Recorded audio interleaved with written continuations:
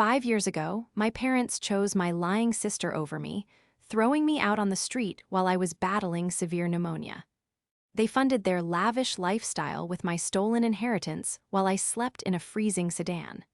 But today, the bank called me about their foreclosure, and I just bought their debt. This is where the story truly begins, and you won't want to miss the satisfaction of what happens next. Make sure you're subscribed to see it through to the end. We're always curious.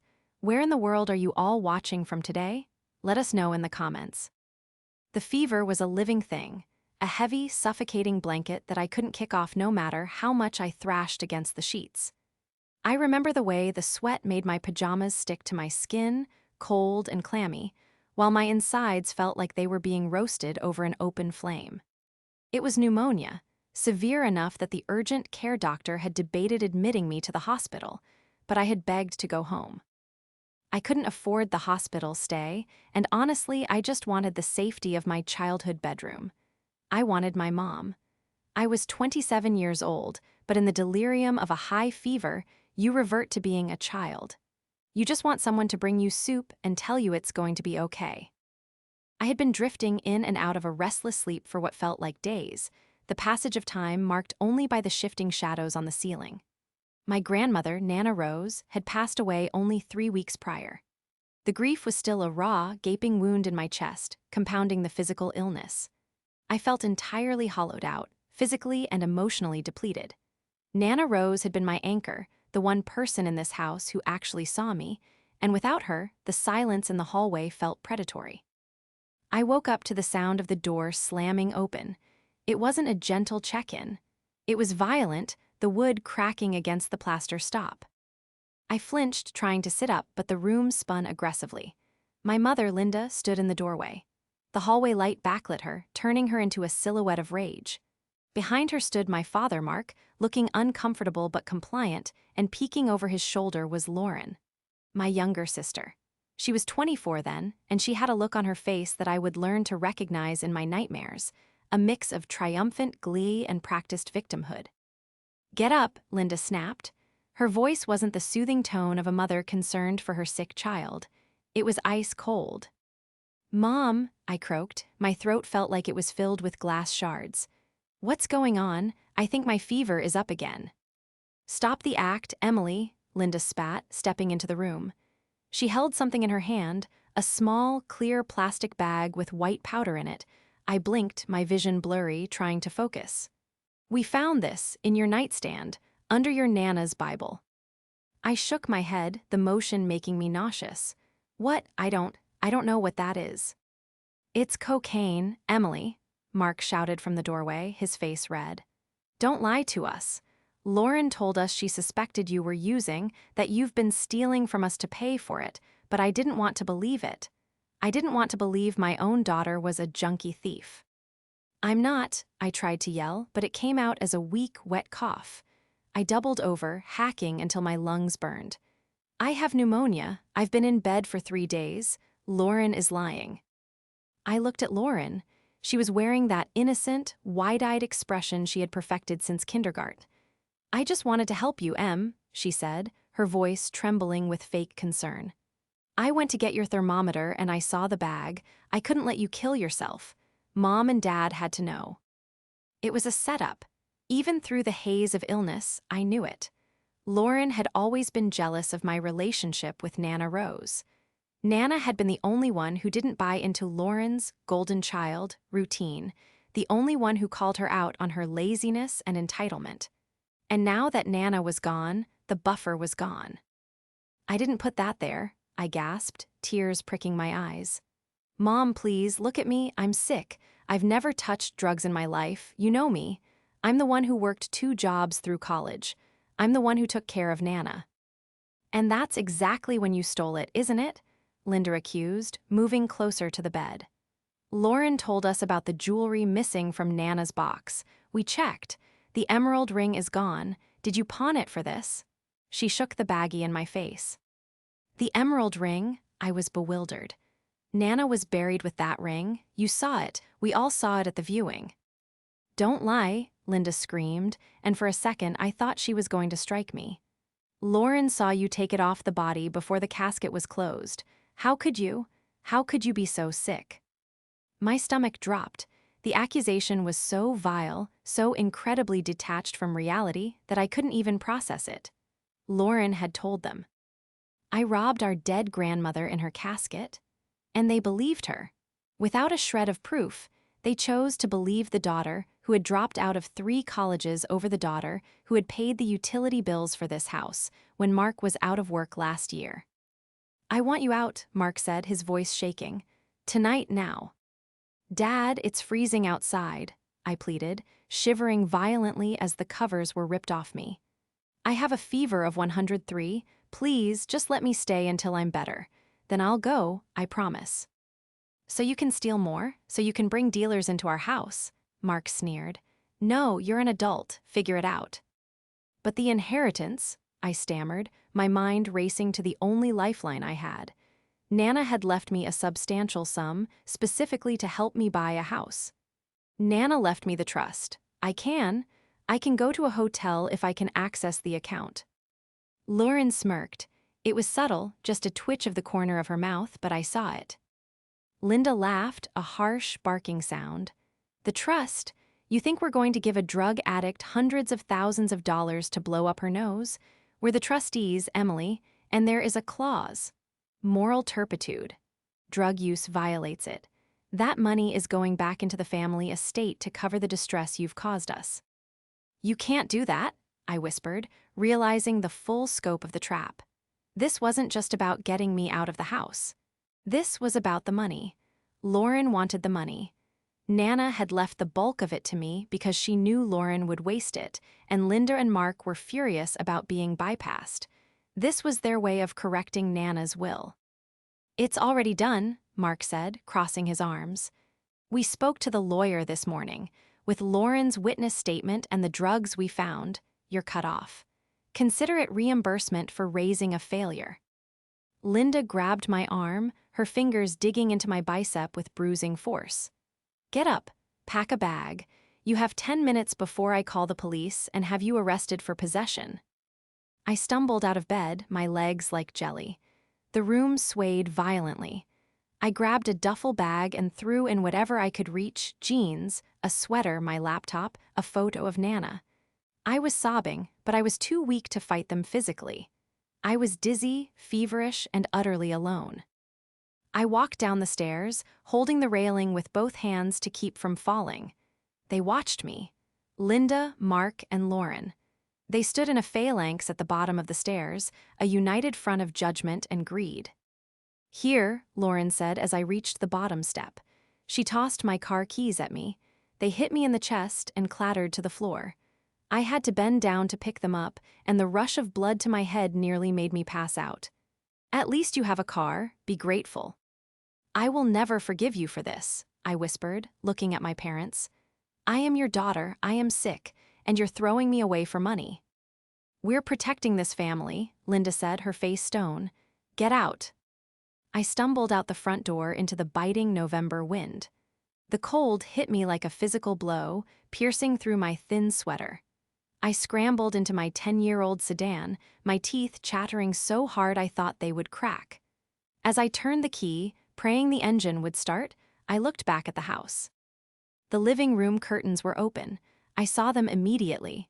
They weren't crying. They weren't discussing the tragedy of kicking out their child. Linda was hugging Lauren. Mark was heading toward the kitchen, probably to pour a celebratory drink. The warmth of the house that I had helped maintain, the house where I had nursed Nana in her final days, was closed to me forever. I drove 2 blocks before I had to pull over to vomit on the side of the road.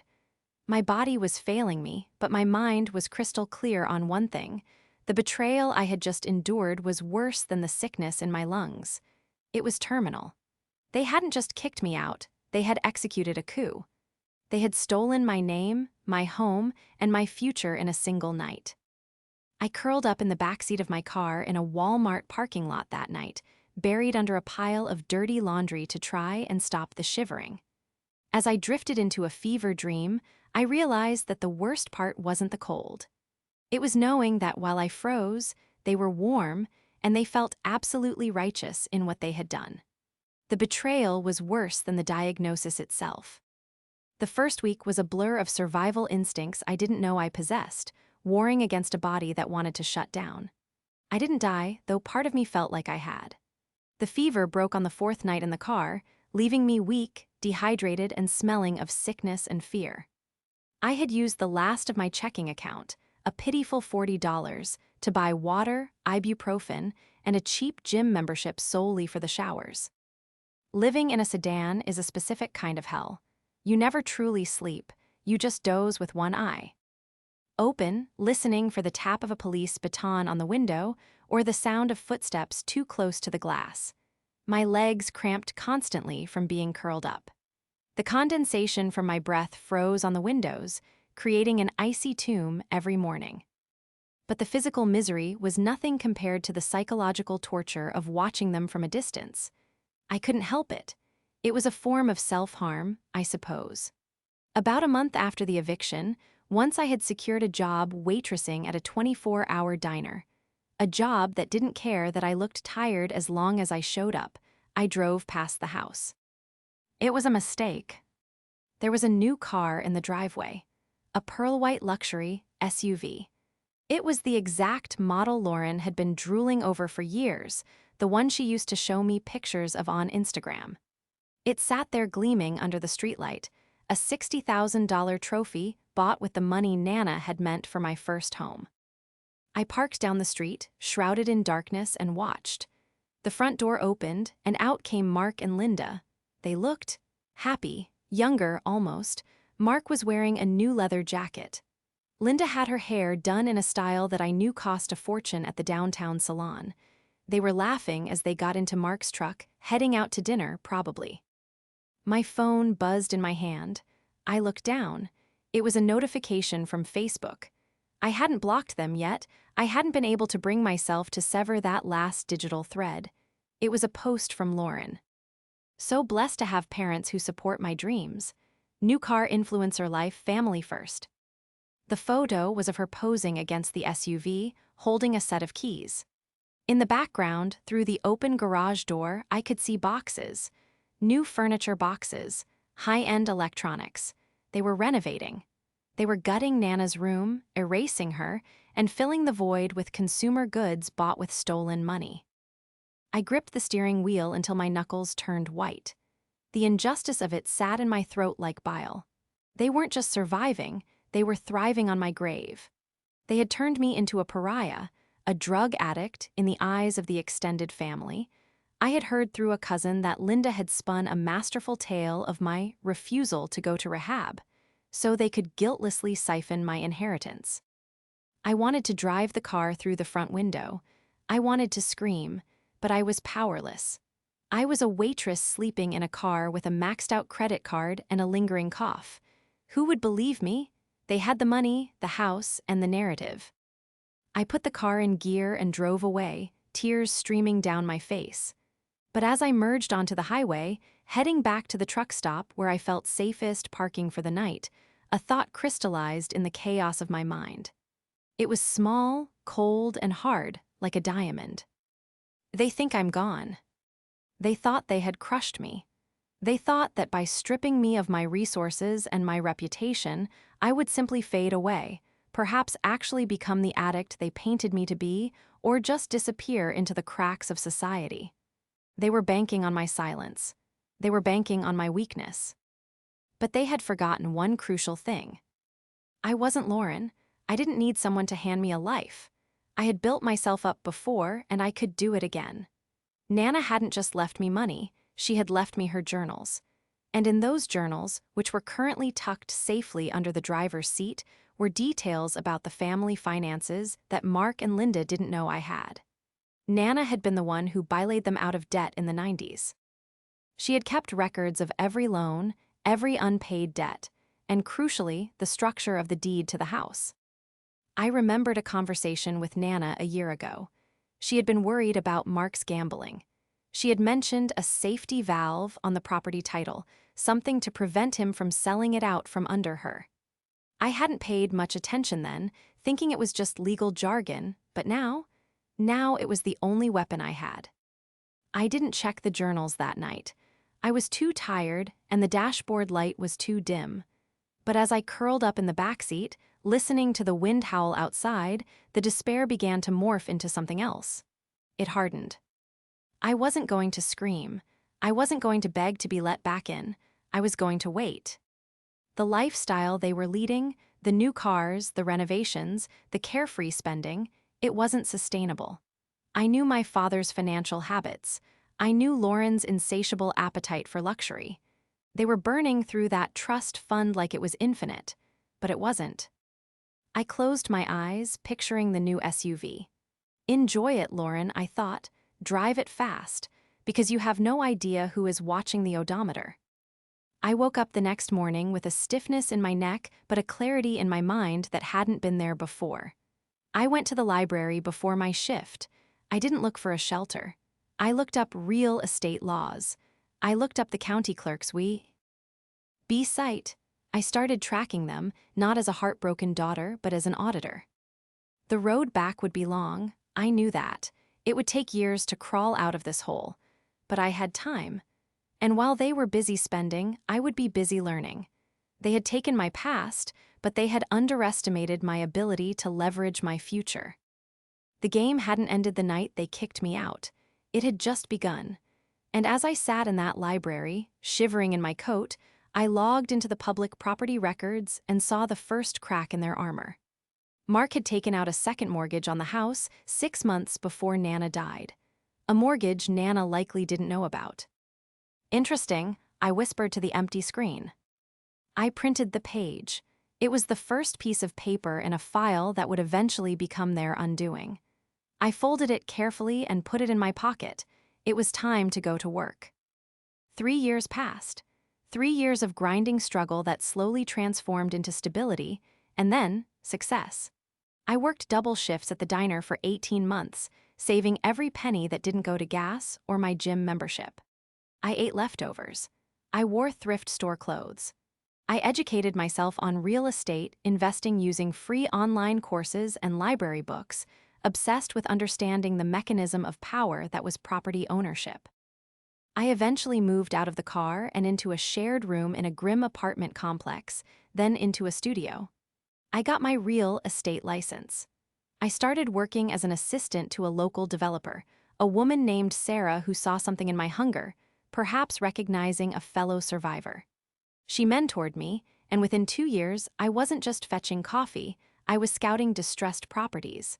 I had a knack for it.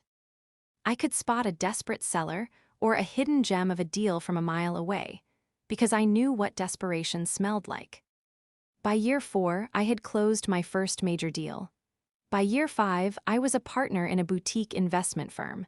I had my own apartment, a beautiful, sun-drenched loft with a security system and a bed that felt like a cloud.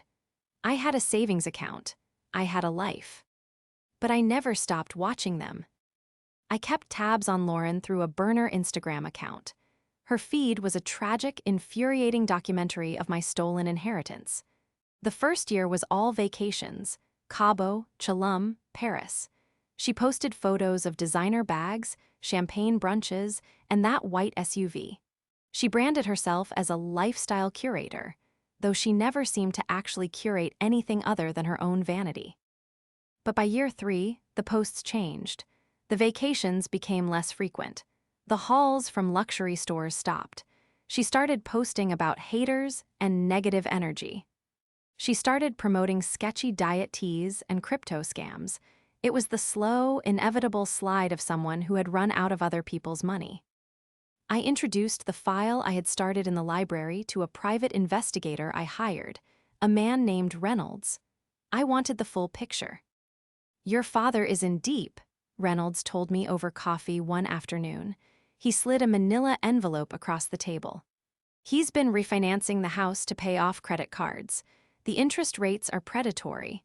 He's borrowing from Peter to pay Paul, and Paul is a loan shark." I opened the file. It was worse than I thought, or better, depending on how you looked at it. Mark had burned through the liquid cash from the trust in 2 years. Linda had insisted on high-end renovations, A new kitchen, a pool, a finished basement that they couldn't afford to maintain. And Lauren? Lauren was still living at home, nearly 30 years old, contributing nothing but utility bills. And the sister? I asked, tapping a photo of Lauren. She's got significant credit card debt in her name, but she's also using your mother's cards, Reynolds said. There's a lien on the car. They stopped making payments on the SUV 3 months ago. Repo is looking for it. I felt a cold satisfaction, but it was mixed with a lingering, childish hurt. They were drowning, yet they still refused to reach out. They would rather sink than admit they had wronged me. Or maybe they truly believed their own lies, that I was the junkie, the failure, and they were just victims of a tough economy. Then came the day I saw Lauren in person. I was at a high-end coffee shop downtown, meeting a contractor about a renovation project. I was dressed in a tailored blazer, reviewing blueprints, looking nothing like the shivering girl in the hoodie from 5 years ago. Lauren walked in. She looked frayed. Her designer bag was scuffed. Her roots were grown out. She was arguing loudly on her phone. I don't care what he said, Mom. I need the money for the deposit. No, I can't get a job at a retail store. It's off-brand. Just sell the boat. Dad never uses it. She hung up and stormed toward the counter, almost bumping into my table. She stopped. She looked at me. Recognition flickered in her eyes. Ed by shock, and then, instantly, a mask of sneering superiority slammed into place. Emily, she said, her voice loud enough to turn heads. Wow, I didn't think they let people like you in here.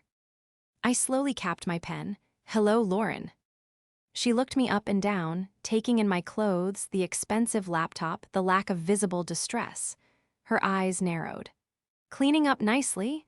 Or is this all, she gestured vaguely at my table, paid for by some sugar daddy? Or did you find a better dealer? The audacity took my breath away. Even now, seeing me successful, her default was to cling to the lie. It was her shield. If I was a junkie, she didn't have to feel guilty. I'm working, Lauren, I said calmly. Something you might want to look into. I hear the repo men are looking for the SUV. Hard to be an influencer without a car. Her face went pale. You, how do you know that? I know a lot of things, I said, holding her gaze. I know Dad is 3 months behind on the second mortgage. I know Mom maxed out the Amex at the casino last month. I know the walls are closing in.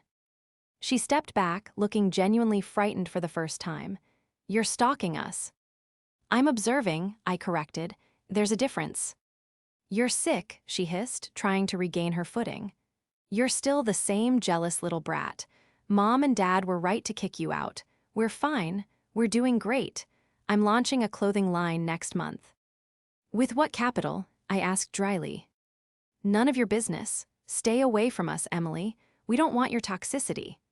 She spun around and marched out of the shop without ordering, her head held high in a parody of dignity. I watched her go. The encounter confirmed everything. The antagonist wasn't just a sister. She was a parasite who would drain the host until it died, then blame the host for dying.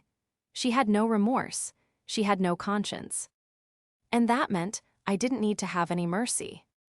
I picked up my phone and dialed my business attorney. Hey, David, I said. You know that distressed asset we talked about, the residential property on Oak Street, the one facing foreclosure. The one owned by Mark and Linda. David paused. Your parents. That's the one, I said, my voice steady.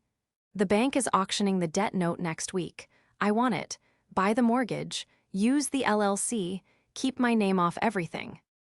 Emily, David warned gently, this is messy. If you own the debt, you control the foreclosure. You're becoming their bank. I know, I said. That's the point. They wanted to cut me out of the family assets? Fine. Now I'm going to own the assets. Proceed with the purchase. I hung up. My hand was trembling slightly, not from fear, but from adrenaline. The trap was set. They were about to find out that the junkie they threw away was the only one who could afford to buy the roof over their heads. The acquisition of the debt was swift and silent. My shell company, Phoenix Holdings LLC, purchased the non-performing note from the regional bank. To my parents, nothing had changed on the surface. They were still receiving threatening letters from a lender. They just didn't know the lender was now their estranged daughter. The power shift was intoxicating, but I needed to be precise. I wasn't interested in just kicking them out immediately. That would be too easy. I needed to understand the full extent of the rot. I needed to know exactly where Nana's money had gone, down to the last cent, so when the confrontation happened, they couldn't hide behind vague excuses. I instructed David to initiate the pre-foreclosure proceedings. This triggered a mandatory loss mitigation phase, where the borrower has to submit financials to prove if they can restructure the loan. The documents that flooded into David's office were a masterclass in financial irresponsibility. I sat in David's conference room, sifting through the PDFs. "Look at this," David said, pointing to a bank statement. "Cash withdrawals, huge ones, 5,000 here, 10,000 there, all in the first year after your grandmother died." "That was the inheritance," I murmured. "They drained the trust account and moved it to their joint checking." "And here," he pointed to a credit card statement, "only minimum payment made. Balance, $42,000. Most of the charges are for Luxe Boutique, Elite Spa, and a travel agency." "Lauren," I said, "she spent 40 grand on clothes and trips while I was eating ramen." But the smoking gun was a document they had foolishly included in the packet, a copy of the amended trust document they had used to disinherit me. I had never seen the actual paper before. I read it, and my blood ran cold. It was dated 3 days before the incident with the drugs. "David," I said, my voice tight, "look at the date." He squinted at the paper. "November 12th. Wait, you said they kicked you out on the 15th. "Yes, they kicked me out after they found the drugs. They claimed the drugs were the reason for invoking the moral turpitude clause. But they signed this amendment removing you 3 days before they found the cocaine," David said, looking up at me over his glasses. "This proves premeditation. They didn't kick you out because of the drugs. They planted the drugs because they had already decided to kick you out and needed a cause to trigger the clause." "It was a conspiracy," I whispered. "They planned it. They sat down with a lawyer, signed me out of the will, and then staged the scene to justify it to the extended family." This changed everything. It wasn't just a reaction to a lie Lauren told, it was a calculated heist by all 3 of them. Mark and Linda weren't just enablers, they were co-conspirators. "Can we use this?" I asked.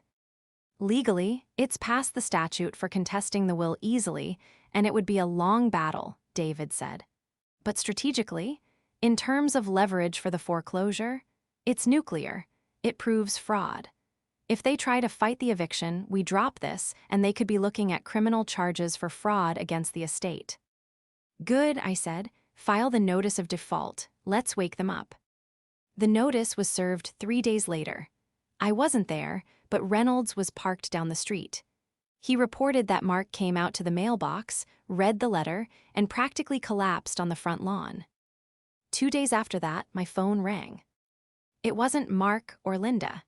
It was my Aunt Sarah, Linda's sister, the only family member who had been somewhat neutral, though she had believed the drug story because Linda was so convincing. "Emily," she sounded breathless. "Hi, Aunt Sarah, everything okay?" "No, honestly, it's not. Look, I know you and your parents are estranged, but something terrible is happening. They're losing the house." "I heard," I said, keeping my voice flat. "Your mother is a wreck. She called me crying. She said the bank is going to auction the home in 30 days. Emily, they have nowhere to go. Lauren is hysterical." "Why are you telling me this, Sarah?" "Because, well, we've heard you're doing well," she said hesitantly. "Your cousin saw your name on a listing for that big commercial complex downtown. Linda thinks. She hopes that maybe, if you knew, you'd want to help, be the bigger person, for the sake of the family. They want me to bail them out." "They want to talk," Sarah said. "They're hosting a family dinner on Sunday, just close family. They asked me to invite you. They said they want to put the past behind them and heal. I almost laughed. They didn't want to heal. They wanted a check. They had run out of options, and suddenly the junkie daughter was the only life raft left. "Tell them I'll be there," I said. "Really?" Sarah sounded relieved. "Oh, Emily, that's so big of you. I knew you still had a good heart."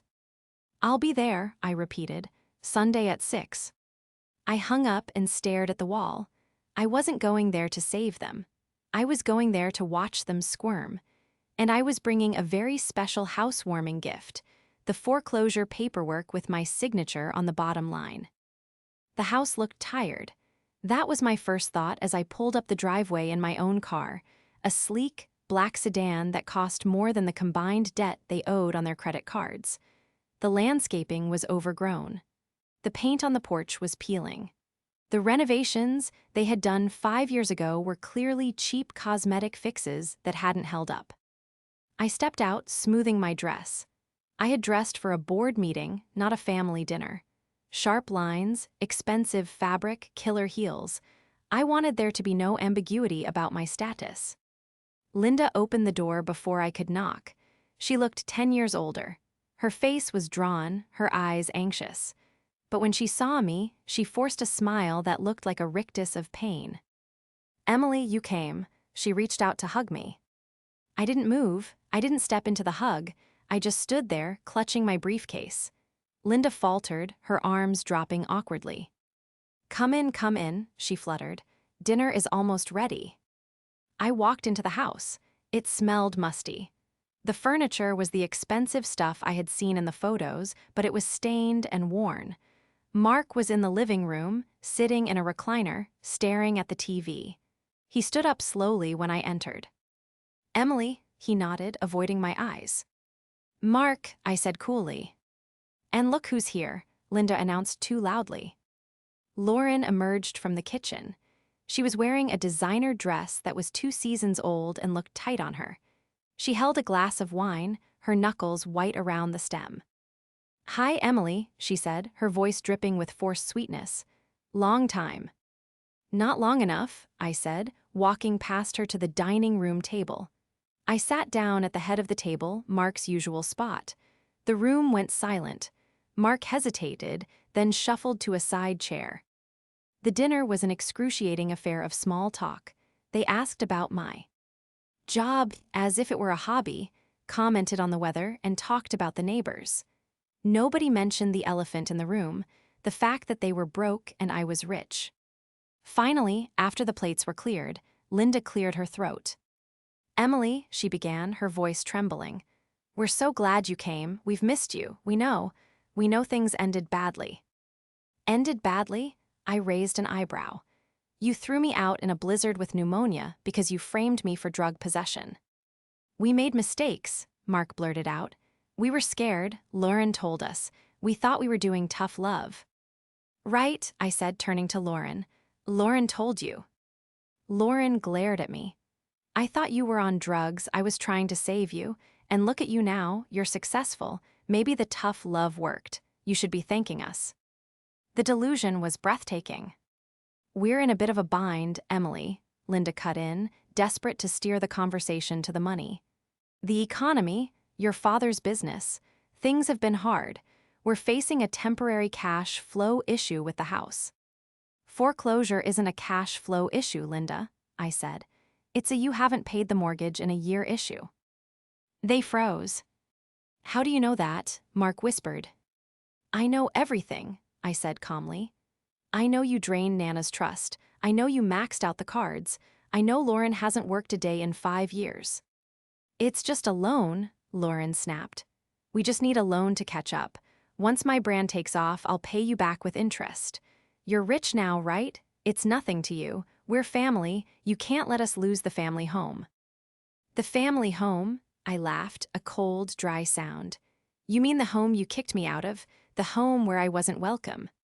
"Be the bigger person, Emily," Linda pleaded, tears streaming down her face. "Please, don't hold a grudge. We're your parents. We're facing homelessness." "Homelessness?" I repeated the word, letting it hang in the air. Funny, I remember being homeless. I remember sleeping in a car for 4 months. I remember eating packets of ketchup for dinner. Did you worry about homelessness then? That was different, Lauren yelled. You were a mess, we are us. Yes, you are, I said. I reached into my briefcase and pulled out a folder. And that's why I'm not giving you a loan. What? Mark's face went gray. I'm not giving you a loan, I said clearly. Because you're bad investments. You squander money, you lie, you steal. Then why did you come, Linda sobbed, to mock us? No, I said. I came to tell you that you don't need to worry about the bank anymore. They looked confused, hope flickered in Mark's eyes. You paid it off. In a manner of speaking, I said. I slid the folder across the table. Mark opened it. He read the top document. His hands started to shake violently. The paper rattled against the wood table. Phoenix Holdings, he whispered. What is it? Linda asked. Phoenix Holdings bought the debt, Mark said, looking at me with horror. You are Phoenix Holdings. I am, I said, leaning back in my chair. I bought the note last week. I am your lender now. I own the debt on this house. So, we're safe, Lauren asked, not understanding.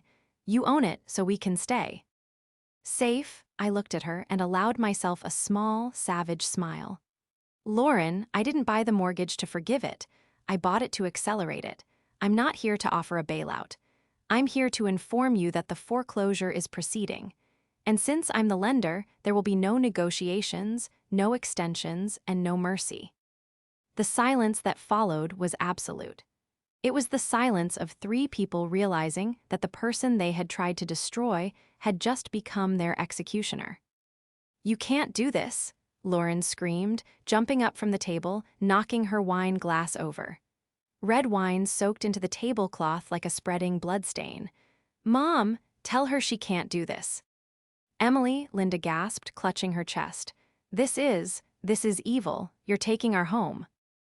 It's not your home, I corrected, my voice steady against their hysteria. It's the bank's home, and now it's my asset. You haven't paid for it in years. Mark was staring at the document, pale and sweating. You own the debt. That means we pay you. If you could pay, you wouldn't be in foreclosure, I pointed out. But you can't pay. The arrears are over $60,000. The legal fees are another $10,000. Unless you have a check for $75,000 right now, the process moves forward. We're family, Linda wailed. How can you treat us like a business transaction? Because that's what you taught me, I snapped, my composure cracking just enough to show the fire beneath. You taught me that value is transactional. You weighed my value against an inheritance and decided I was worth less than a kitchen renovation. I'm just applying the same logic. This hoe. Use is a non-performing asset. You are non-performing tenants. I'll sue you, Lauren threatened, pointing a manicured finger at me. I'll tell everyone. I'll go on social media. I'll tell them you're a predatory landlord bullying your own family. Go ahead, I challenged her. And while you do that, I'll release the trust amendment. I pulled the second document from my briefcase, the one dated November 12th. I held it up. Mark stopped breathing. Linda's eyes went wide. I know, I said softly. I know you signed me out of the will 3 days before you found the drugs. I know it was premeditated fraud. If you try to drag my name through the mud, Lauren, I will hand this to the district attorney. Fraud against an estate. Conspiracy. Filing a false police report regarding the drugs. Do you want to go to prison, or do you want to just move out? Lauren looked at her parents. What is she talking about? They didn't tell you, I feigned surprise. Your parents used your little lie to engineer a theft, but they were sloppy. The dates don't match up. Mark put his head in his hands. He was defeated. He knew I had them checkmated. How long? Mark asked, his voice muffled. 30 days, I said. That's standard. But because I'm generous, more generous than you were when you gave me 10 minutes, I'll give you 45 days to vacate. Where are we supposed to go? Linda cried. We have no money. Your father's credit is ruined. I hear apartments in the valley are affordable, I suggested coldly. Or maybe you can stay with Aunt Sarah. Although, once I show her this trust amendment, I doubt she'll be very welcoming. You're enjoying this, Lauren spat. You're a monster. I'm a businesswoman, Lauren, and you're just a squatter. I stood up. The air in the room was heavy with their panic and my vindication. It didn't feel like joy. It felt like a heavy weight being lifted off my chest, a weight I had carried for 5 years. I'll have my lawyer send over the official eviction timeline tomorrow, I said. Start packing, and don't take the fixtures. I'll be doing a walkthrough. I turned to leave. Emily, wait. Linda ran after me, grabbing my arm at the door. Please, I'm your mother. I love you. I looked down at her hand on my arm, the same hand that had bruised me 5 years ago. No, Linda, I said, removing her hand. You love comfort, and you just lost it. I walked out to my car. Behind me, I could hear Lauren screaming at her parents, the sound of a family devouring itself. The 45 days passed in a flurry of legal motions. They tried to fight it, of course. Mark hired a cheap lawyer who tried to file an injunction, but David crushed it in court with the financial records. They were stalling, desperate. The climax wasn't in a courtroom, though. It was on moving day. I hadn't planned to go. Reynolds was supposed to handle the key handover. But Lauren, true to form, decided to go out with a bang. She posted a video on TikTok, crying, claiming her evil billionaire sister was throwing her elderly parents onto the street for no reason. It went semi-viral locally. I couldn't let that stand. I drove to the house. There was a moving truck in the driveway, too small for all their junk. Neighbors were watching from their porches.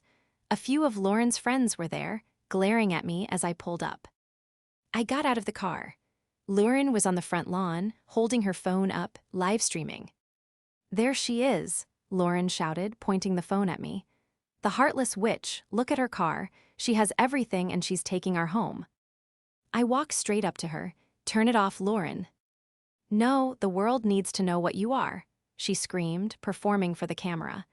Guys, this is my sister. She's evicting her own parents. I looked directly into the camera lens. I'm evicting tenants who haven't paid rent in a year, I said clearly, and who stole $300,000 from their grandmother's estate. Lauren faltered, liar. Shall I post the bank statements? I asked, stepping closer.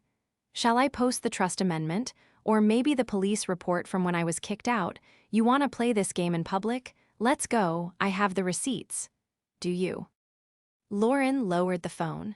The comments on her screen were probably turning against her. She knew I wasn't bluffing. Mark came out of the house carrying a box. He looked broken, a shell of a man. He saw me and stopped. It's over, Lauren, he said quietly. Stop it. Dad, fight her. We stole it, Lauren, Mark shouted, his voice cracking. The neighbors went silent. Lauren froze. We stole the money, we treated her like garbage, and we lost. It's over. He dropped the box. It hit the pavement with a crash. I'm tired, he wept. I'm so tired of lying. It was the moment of total collapse. The facade Mark had maintained for 5 years shattered right there on the driveway. Linda came out, weeping silently. Why and took Mark's arm. They looked pathetic, small, defeated.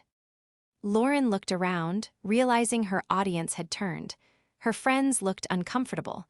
The neighbors were whispering. She was alone. I hate you, she hissed at me, but there was no power in it. Just childish petulance. I don't think about you at all, I replied. I waited until the truck was loaded. I waited until they got into Mark's old, beat-up sedan. The SUV had been repossessed weeks ago.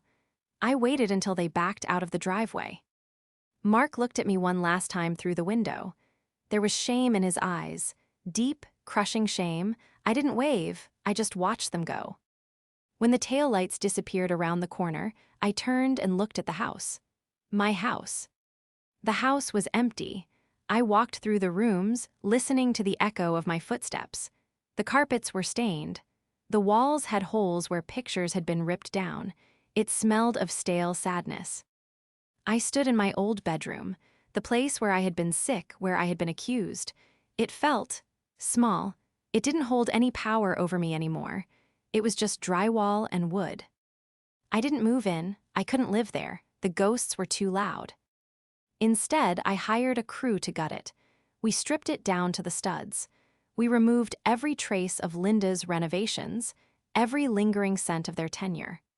I renovated it properly, restoring the charm Nana had loved, updating it with quality materials. 6 months later, I sold the house to a young couple. They were expecting their first child. They were so happy, so full of hope. Signing the deed over to them felt like exorcising the final demon. The profit from the sale was substantial, enough to fully reimburse the trust fund they had stolen, plus interest. I put the money into a new foundation I started, the Rose Grant. It provides emergency housing assistance and legal aid for young adults who have been wrongfully evicted or cut off by abusive families. As for my family, they moved into a 2-bedroom apartment in a rougher part of town. Mark got a job at a hardware store. Linda works part-time as a receptionist. They are scraping by. Lauren tried to keep up appearances for a while, but reality hit hard. She had to get a job. I heard through the grapevine she's working retail at the mall, selling the kind of clothes she used to buy with my money.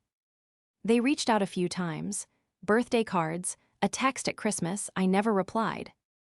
I sat in my office one evening, looking out at the city skyline. The file on my desk was closed. The debt was paid. The house was sold. The balance was restored. I thought about the girl shivering in the backseat of a sedan, wondering if she would survive the night. I wished I could go back and tell her that she would do more than survive. She would win. I smiled, took a sip of my tea, and got back to work.